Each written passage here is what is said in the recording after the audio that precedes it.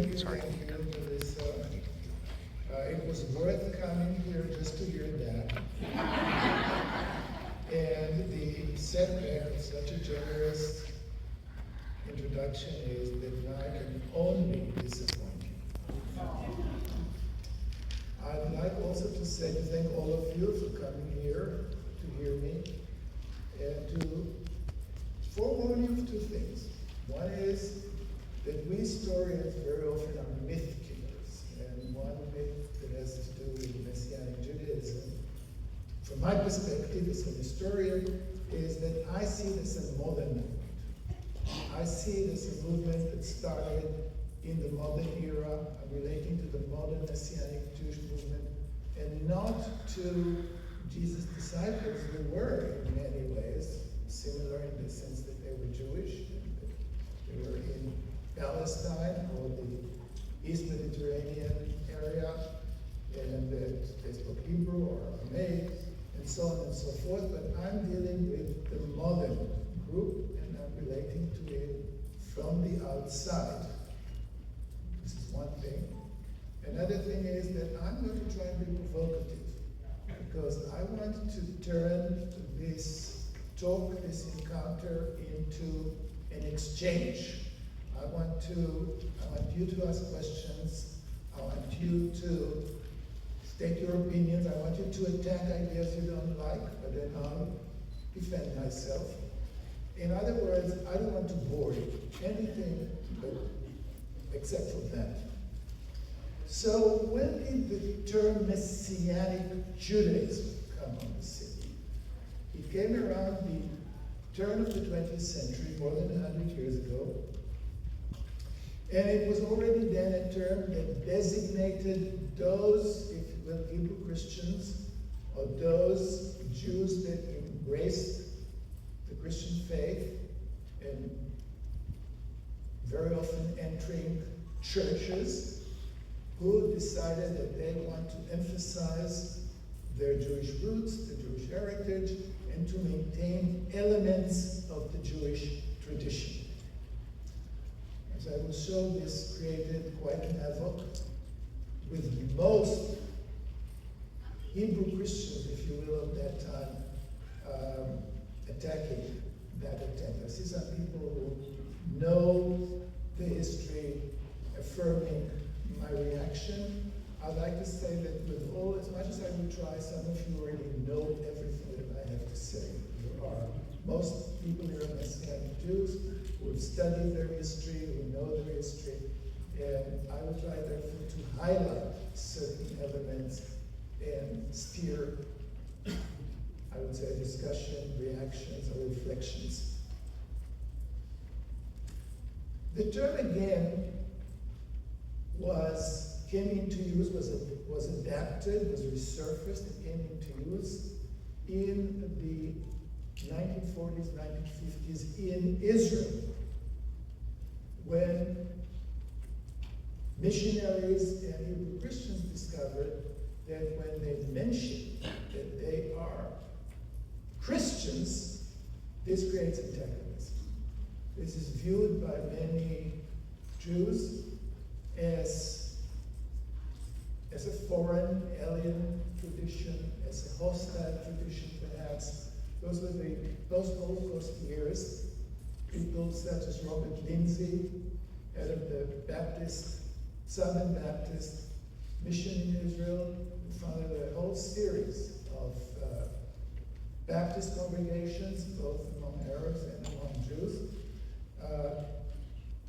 embraced that term of Messianic Judaism, which means literally, Christian means Messianic, but the term Messianic Judaism sounded new, sounded fresh, sounded friendly, and it emphasized the Messianic element in Christianity.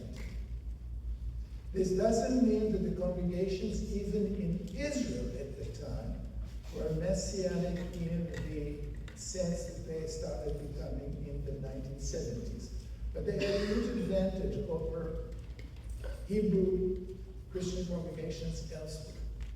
Even the Baptists, the English-speaking or Arab-speaking Baptists, their services from Sunday to Saturday. And the Hebrew Christian, the Messianic Jewish congregations in Israel moved their services, or actually conducted their services, on Shabbat. This was the day of rest. This was the day of going to synagogues and prayer meetings. And they had another huge advantage. They spoke Hebrew. And so they didn't need even to study the language to become closer to Jewish tradition, Jewish roots, although those congregations were still very often suspect and were treated as alien because of the simple reason that almost all their members were not indigenous Israelis. Never mind that this was true also about conventional, quote-unquote, synagogues of the time. The term Messianic Judaism was embraced in the early 1970s, as you all know, in America by a new group, I mean demographically, culturally. There were dozens by that time of Hebrew Christian congregations, and we can go into their history, the 1920s, 30s, 40s. Presbyterian Church USA, of all denominations, was busy not just evangelizing Jews, but allowing the creation of autonomous Hebrew Christian congregations, which already then adopted Jewish symbols, tried to create a Jewish Presbyterian prayer book, tried to create or by definition created a cultural Jewish environment. But the new congregations that came in the 1970s, the new movements, were very different. Those were children of the counterculture. Those were the baby boomers. This is a new phenomenon in American culture, which is hard for us to imagine how revolutionary that was. The American counterculture, and I can incidentally give you examples of concrete congregations and concrete leaders and concrete followers. I've done so extensively, but now I'm generalizing.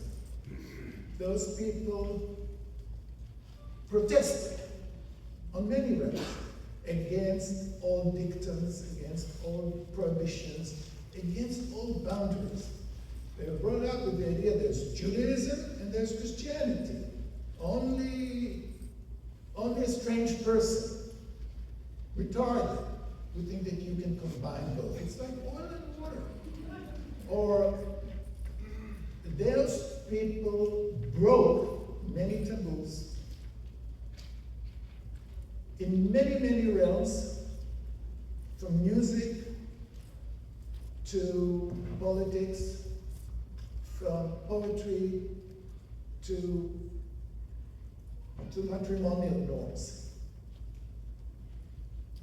And some of them were unwilling to accept that just because their grandparents or parents said that there's Christianity, there's Judaism, there are clear boundaries.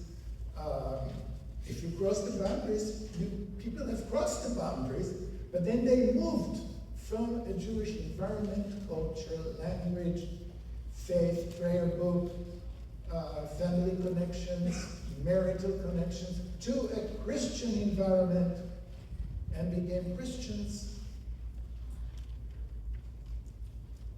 Here there was a new generation that said no. And in fact, found a merit in saying that no. I would claim to become provocative, that one of the engines, one of the fuel to the engines of Messianic Judaism has been the notion that we are putting to rest all the animosities. We acknowledge them, but we put them to rest as a barrier between us, and that we transform old boundaries. We're healing. This is one of the major contributions of that movement, I will claim later on many, many levels. in itself. And those people came out with, we're unwilling to play the role of, we allow you, we, Christian churches, Christian sponsors, allow you so much self-definition, so much Jewish roots, if you will, but we want you to emphasize that you are Christians, and you're of a Jewish origins. I'm a little bit making a caricature, because it was more complicated than that. There was, Hebrew Christianity deserves more credit than that. The pre-Messianic Jewish congregations, leaders, writers, thinkers, and I've spent hundreds of hours trying to show them. But here came a new generation that said, we're going to be, as David Stern put it, we're going to be 100% Jewish and 100% Christian. It's not 95% 5% or 90% 10%. We are 100% of both, which means we can be Jewish on many levels. We can eat Jewish food, we can tell Jewish jokes. We don't have to put a show for anyone. We can sing Hebrew songs. We can write a prayer book that has Jesus in it, but follows to a large extent Jewish prayer books. Again, this is a gradual development with many variations. It should be much more subtle than that, but you don't want to stay with me here for 2 months. And I'm giving you credit to the counterculture, and I would even go further and be also, I think, provocative here. What is Messianic Judaism? It's not just an amalgamation of Christianity, quote unquote, and Judaism. It's also an amalgamation of what I would call evangelical Christian morality and norms, in principle, and countercultural norms and Jewish norms. Because those congregations came in the 1970s, and one of the things that you could see immediately, they were very strongly influenced by the Jesus movement. They were influenced by many features of the counterculture, not only the Jesus movement. And so from the beginning, those congregations were not very formal. Those were not the churches, three-piece suit churches. It's harder today to believe, but this was true about synagogues too, that people would dress the way you dress for a wedding to go to church or to go to synagogue. I don't know if any of you have seen that. I'm still old enough to remember Messianic Jewish congregations and groups from the beginning were informal in their dress, in their music. In the music was, forgive me again, I'll be provocative. You put aside hymns that were written hundreds of years ago and for which you had to study music for years and know how to play the organ or the piano, and for which that were accumulated over hundreds of years. I'm not against those hymns, not for 1 second. But new Christian music, new Hebrew, Jewish Christian music, Israeli music came about, and everybody can participate. You don't have to get an A in. You don't have to be a member of a choir to sing. You can bring rock and country music and Israeli music into the sanctuary.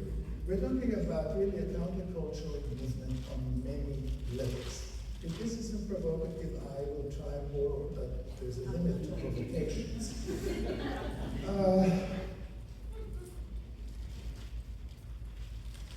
So, we're talking about the beginnings, and the beginnings were not incidentally simple. It wasn't evangelical Christianity came on the side and everybody celebrated and everybody cheered. It took a long time for Hebrew Christian congregations to turn in effect to go on to join the Messianic wagon, if you want. They did that. It took 2 good decades. I see some people here are almost my age. No one here, I think, is quite my age, who are nodding, those who can remember.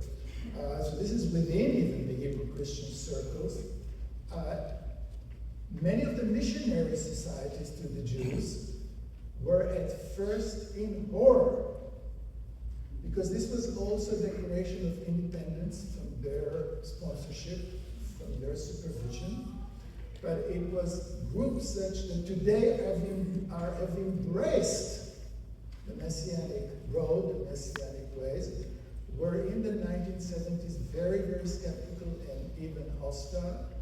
They were also afraid that the evangelical sponsors won't give money, but since they won't give money, they will scream heresy, which is not what happened, I would claim again, quite provocatively.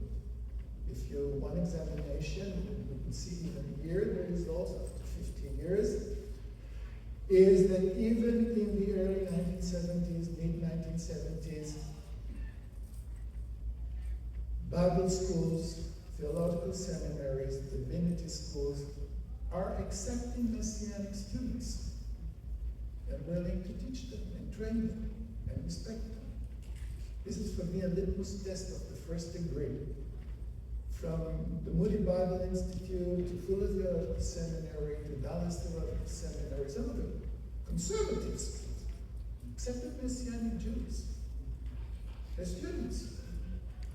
They were academically in good standing, but there was no prejudice, prohibitions, or censorship. I think that this is amazing, and this is a litmus test. And many of the missions that resented it came out and said, what's going on? You think you can just throw traditions that we have developed over generations aside and create something new? Came to appreciate gradually this new vehicle, if you will, this new institution called the Messianic Synagogue and the Messianic Congregation.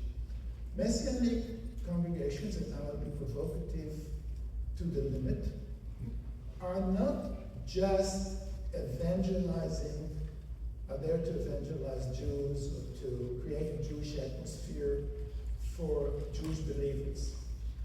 Their programs have to do something much, much beyond that. They are, as services told us, also centers that people who did not grow Jewish join.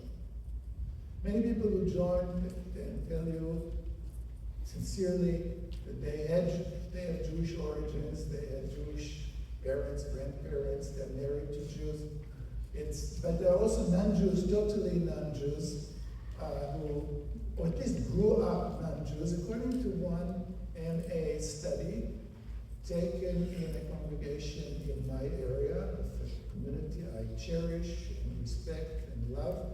It's Messianic, its founder, a Messianic rabbi, until recently is here with us. So you can stand up and say not so if you want, but you'll have to wait until I finish my provocative statement. According to Hare, and that's kind of extreme, 95% of the membership did not grow in quote-unquote Jewish homes. I find that extreme, and I haven't taken the survey on my own. And that's not the case in most Messianic congregations, but it is the fact that tens of thousands of people who did not grow Jewish have joined Messianic congregations. This tells us a great deal about the willingness of American Christian community to recognize, to accept Jews.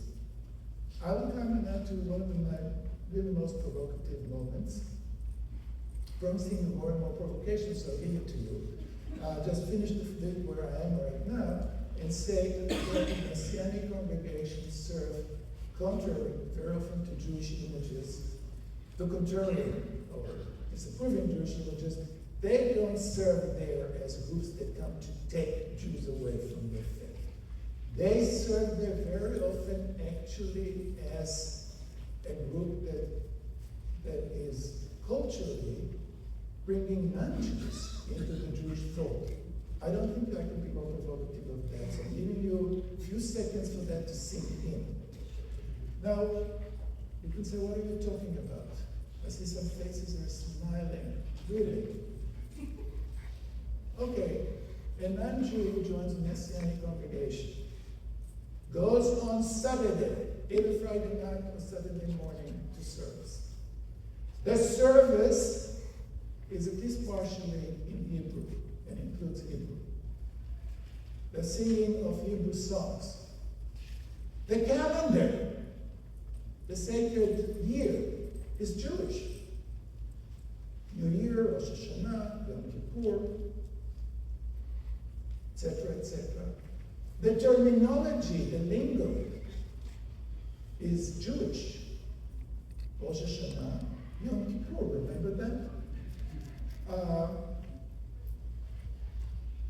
The sermons talk about Jewish history, about Israel.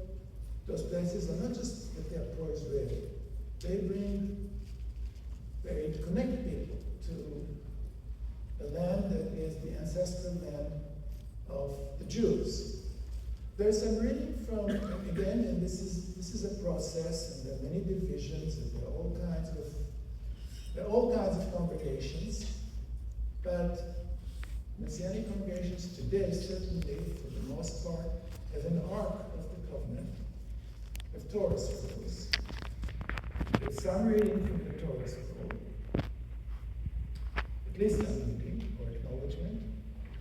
I can go on and on and on. Music, singing, history, language, travels to Israel, support or concern for Jewish causes. And if you stay in that congregation for 20, 30 years, you're telling me you're still a boy?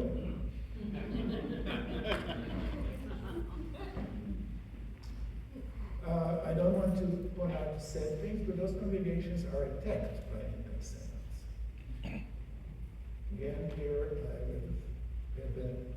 a sad moment happened in a congregation in Cary, and I was surprised then, to be provocative, that not all the Jews of the area stood up behind that congregation, because if you're attacked as a Jew, you don't recognize that person as a Jew. A. B. I was relieved, actually, when it was discovered who was the culprit, because a troubled individual is much better than a mob attack. Whether the rabbi who is nodding, approving my assessment. I hope you are. So this was provocative, but let me make it even further than that. Evangelical Christians, evangelical culture, if you're often known, those people are known among their own circles as Christians. They, for the most part, have not joined interfaith interactions, interfaith dialogues, a movement that has come out mostly in the 1960s, 1970s, just the 1980s, just when Messianic Judaism was making its headway. They don't believe in, you have your faith, I have my faith, I have Muhammad, you have Jesus. They don't believe in that. They believe that each and every person has to undergo a personal experience of conversion, regeneration, establish a personal relationship with Jesus in order to be saved, not to be redeemed, saved, and enjoy eternal life. I think you agree on that.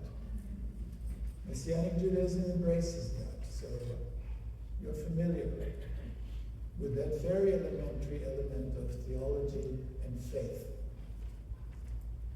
People who hold to that belief cannot be interfaith dialogue freaks. You cannot come and oh, you believe in Buddha. It doesn't work because, in fact, making that claim is misleading. If I think that you won't be saved unless you accept Jesus, telling you, oh, that's very nice, you've joined a Sufi group, and now you have Muhammad on your side, and that's very nice, and good for you. I'm actually depriving you of what I actually consider to be a very elementary, perhaps the most elementary, the most central truth in our reality on this earth. So, by definition, everybody that holds to the faith of the need to accept Jesus is by definition committed to evangelism. So, evangelical Christians and Messianic Jews have never really entered wholeheartedly into this. There were conversations, dialogues, but they were never really part of the heart of the interfaith dialogue, the interfaith movement. And so they never came. Now the interfaith movement between Christian and Jews is in many ways, if not dead, then tired. It's not the 1960s, 1970s, 1980s. The priority for progressive Christians today is dialogue with Muslims. But in actuality, what evangelical Christians are willing to sponsor, accept, tolerate, include Messianic Judaism in its midst, are saying is we accept you Jews. This is the way they didn't stand within the interfaith movement saying, oh, Jew, we accept the fact that your truth is as good as our truth. They never did that in that way. But in actuality, they said we have nothing against Judaism, not just Jews. Judaism, the practice is Judaism, as long as the basic requirement, if you will, of faith in Jesus is as Lord and Savior, not as inspiration, is fulfilled, and we again provocative, and this is the evangelical character of Messianism, as long as you accept our morality. Messianic Jews, in principle, accept Christian evangelical morality, refrain from a certain way of life. We don't do drugs.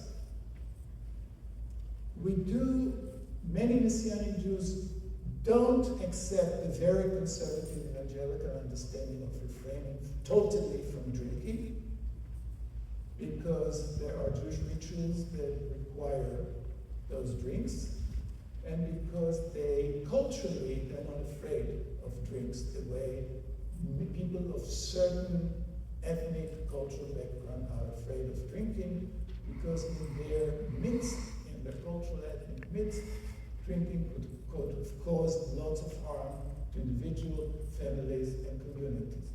Most Messianic Jews that I have met, or many Messianic Jews that I have met, do drink moderately. You don't have to be embarrassed. You don't have to see poker faces.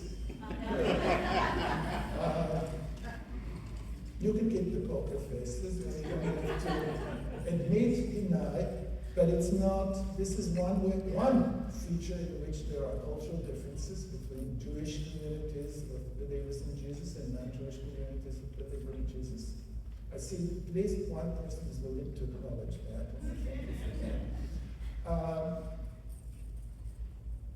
Messianic morality includes also rejection of what we could call sexual promiscuity.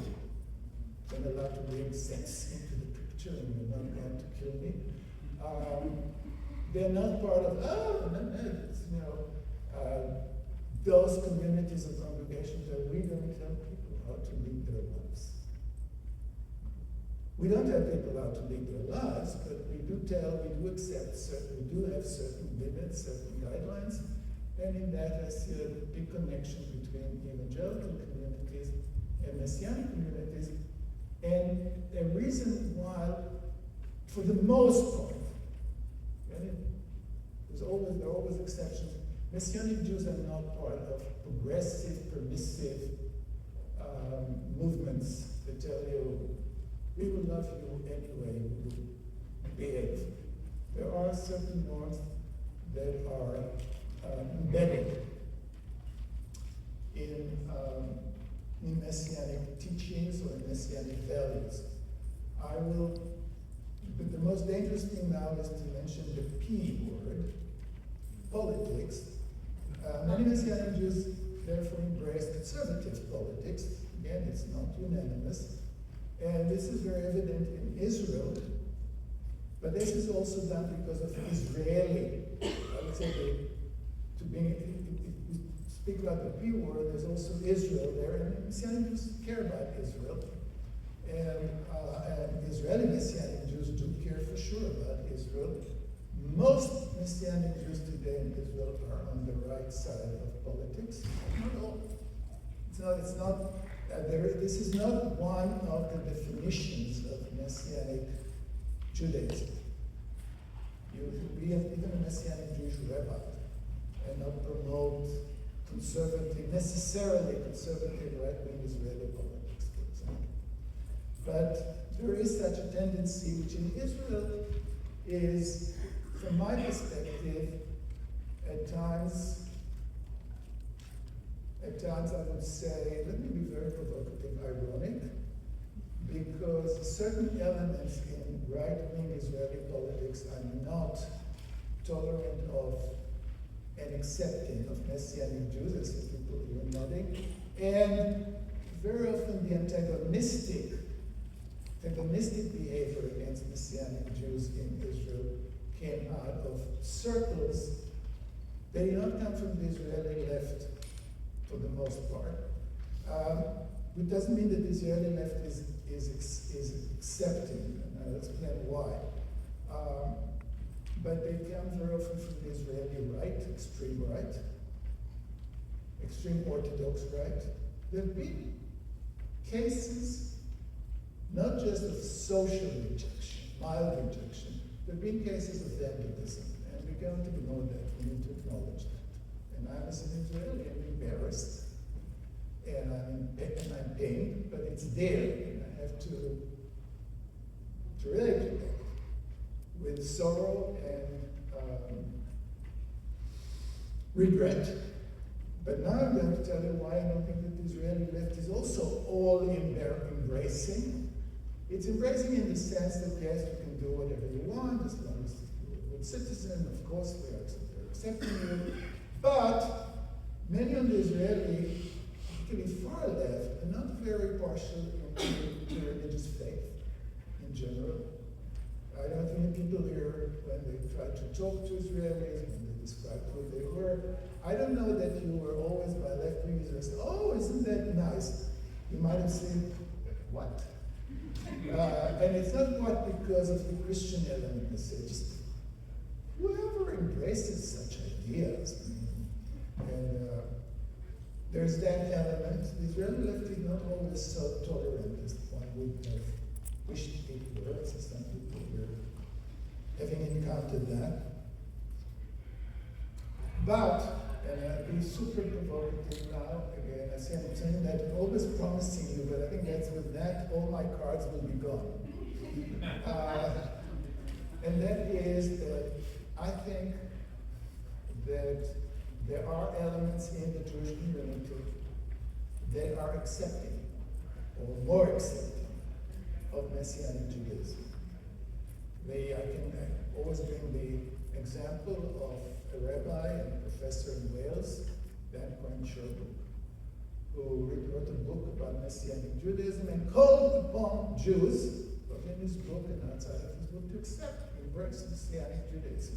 Not embracing the sense of becoming necessarily Messianic Jews, but saying this is an element in the Jewish community that is positive, that is acceptable, and Jews should acknowledge and include. But I think particularly if you're in Israel and you see the politics, the culture, the tensions, Messianic Jews are not an element that most progressive or mainstream Israelis reject. This is my assessment. And it has to do with a lot also of the sad fact, that there are tensions there between various elements of society. Messianic Judaism in front of my eyes turned from a very small group of a few hundred people to a group of tens of thousands of people. From a handful of congregations, we be acquainted with all, to hundreds of congregations, and with all your attempts, even if you decide to get a grant, spend a year in Israel and tell us about each and every congregation, you won't be able to do that. You'll have to ask for the extension of the grant. But it also turned from a congregation in which many of the members were not part of the Israeli mainstream to a community of people that stand at the heart of Israeli culture and life. Yes, there are dozens of congregations who operate in Russian, and this is part of Israeli reality. There are congregations that operate in Amharic, the language of Ethiopian Jews, and this is part of Israeli reality.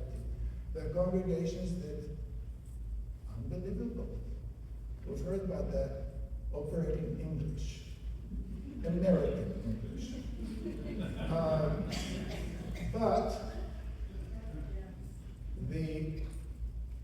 And again, this was in front of my eyes, genuinely, authentically, mainstream Hebrew Israelis have joined by the tens of thousands Messianic Judaism in Israel. Those are people who grew up within the Israeli school system. Very rarely, incidentally, in the Orthodox school system, occasionally, but in the Israeli school system. Served in the Israeli military, both men and women. Speak Hebrew, care about Israel, work, contribute to the economy, contribute to the Israeli economic miracle, with high tech, with startups, contribute on many, many levels, from tourist guides to high tech resorts, served in the Israeli military, even in the reserve. Those people are at the heart of the Israeli experience de facto. Does that mean that they are Israeli rabbinate, which has more or less a monopoly, allocates money and resources to Messianic congregations? No. Does that mean that Messianic Jews in Israel have not experienced discrimination at times? Also, no, there is a history of Jewish believers in Jesus, not just Messianic Jews, but you can include your Hebrew Catholics, a group that exists only online outside of Israel, but that in Israel there's a series of Hebrew-speaking congregations. They had to struggle sometimes on an individual basis, sometimes on a group basis, to be accepted sometimes as immigrants. In Israel, if you are Jewish and you come and you're an immigrant, you have all kinds of benefits. You can bring a car. That would sound like a joke to Americans who pay very little taxes on their cars. But when you buy a car, in North Carolina it's 3%. I don't know what it is in other states. But in Israel, it used to be that you pay 200% on buying a new car if you're an Israeli. If you came as a new immigrant, you were allowed once to bring a car tax-free. This makes a big difference. Or you didn't have to pay taxes on dishwashers. Dishwashers are relatively late, but it sounds strange that there were such high taxes, not just on cars, but also on such horrible, horrible luxuries as refrigerators or washing machines. I still remember when in Israel you would buy a hand mixture and pay by installments. I mean, the prices on electronics, I think today there are very small differences. It used to be really huge. So being a new immigrant is, when you are a new immigrant, being recognized as a new immigrant makes a difference. But also, it used to be, nowadays they register your affiliation only behind the scene. But every Israeli has to have an identity card. It's like, now here you have a driving license that serves as an identity card. In Israel, you have an identity card besides the driving license. So, that identity card, until a while ago, that identity card would state your nationality and religion. If you were even had a Jewish father and came to Israel, let's say from Holland, America too, your mother wasn't Jewish, they would write your nationality as Dutch or American or French or Russian. And many people resented that. Many Jewish believers would approach the Ministry of Interior and say, hey, but I'm not a Russian or Polish. Or, yes, I am American, but I want to be registered as Jewish. And there were very famous cases, to the extent that there have been really some of the most famous cases to appear before the Israeli Supreme Court had to do with registration of Jewish believers in Jesus. The most famous of them took place in 1961. People have time and energy to hear about it? Yes. There was a gentleman by the name of Daniel Rufeisen, who, I see some people here recognize their name, but this means I'm afraid that you're over 21. 1961, over 21. This was one of the most, the name Brother Daniel was known all over Israel in the 1960s. Ben Gurion and Brother Daniel were the most famous Israelis at the time. Brother Daniel was a Holocaust survivor. He was not just a Holocaust survivor, but in a place called Mir in White Russia. He managed to disguise himself as a German, half German, half Polish, served within the German headquarters, and warned Jews of a coming massacre. Many of them were massacred, but like 200 of them managed to run into the forest in time and save their lives. Brother Daniel, when he was discovered, ran away and sought shelter in a monastery. The nuns in the monastery risked their lives because the Germans would execute even nuns if they discovered them hiding Jews. And they risked their lives, those 4 nuns, and he was saved. While he was there, he was reading Christian scriptures, Christian theological material, and became Christian. Following the war, he was baptized. He joined the seminary and became ordained as a priest, and joined the Carmelite order in order to reach Israel, because the Carmelites, 2 different kinds of Carmelites, have monasteries on the Carmel in Israel. 1960, he arrived in Israel from Poland with a passport, a laissez-passer, that you could use only once. It was just given to Jews. Once you left Poland, you lost your citizenship and you could not come back.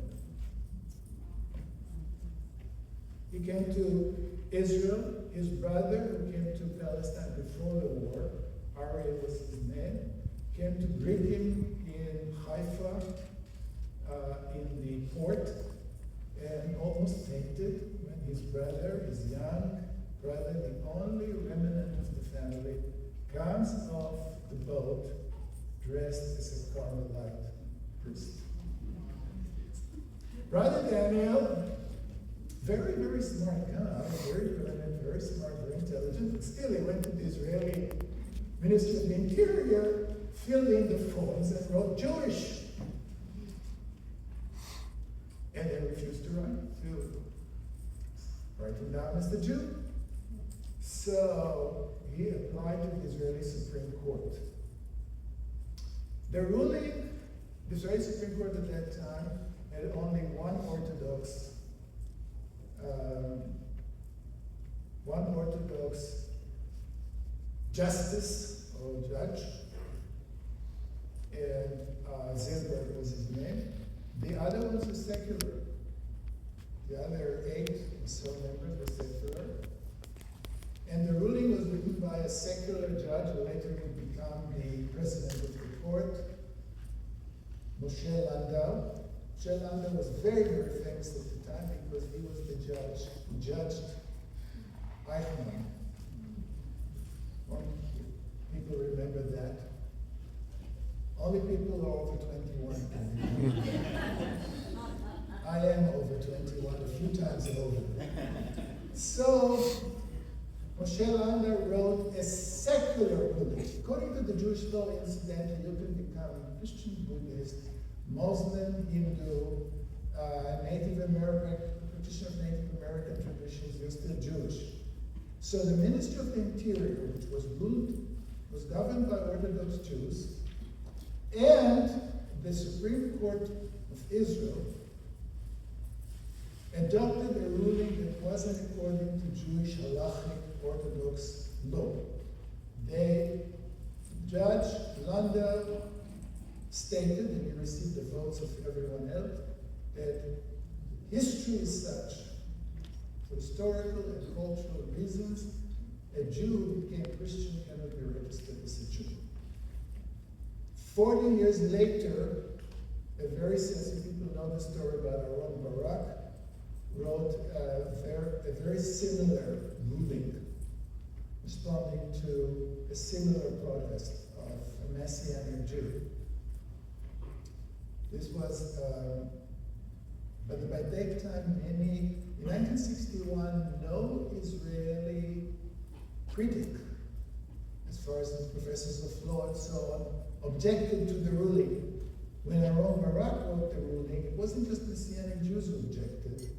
Yaakov Ben Shemesh, a professor of law, wrote a very angry article about that ruling and said, that the Supreme Court the judge who was president of the Supreme Court missed the point. I am going, in spite of the fact, I can go on and speak and talk and give you my opinions, but I will just end here with bringing together a few of my provocative remarks and saying that Messianic Judaism has served in some ways as a bridge between Christianity and Judaism, and created a culture of its own, beyond evangelical Christianity, beyond Jewish traditions. It created its own culture with its own institutions, publications, even if you will theologies, even if prayer books,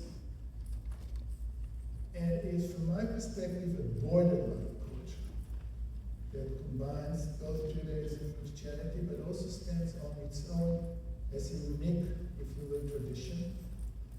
This is not here in order to give you compliments. You can find it in my writings, and I can promise you that when you're a professor in humanities, you don't earn money from writing articles and books. So I'm not searching for popularity, and I'm not going to try and sell my books here. So with that conclusion, I'd like to hear you. I don't want you to throw rotten eggs at me, but I'd like you to respond, to object, and I'm more than happy to take your remarks. Done.